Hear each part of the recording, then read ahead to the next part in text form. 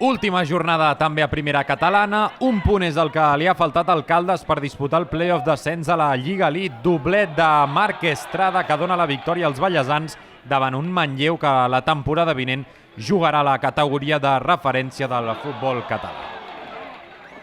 Denis avança el Banyoles en la primera jugada ofensiva del partit. L'empat és obra de Gueye a la mitja hora de joc.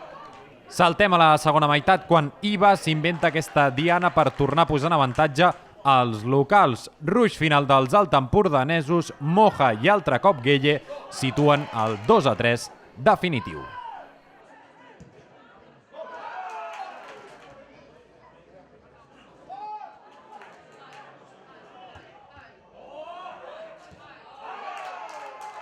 Partit dramàtic a Blanes, urgències, duel directe per evitar el descens. El primer del partit arriba al 82 amb aquest bon gol d'Ale Gaitan. Sobre la botzina iguala David Bustos des dels 11 metres, però això sí, manté intacta la zona baixa. El Blanes s'acomiada de la primera catalana.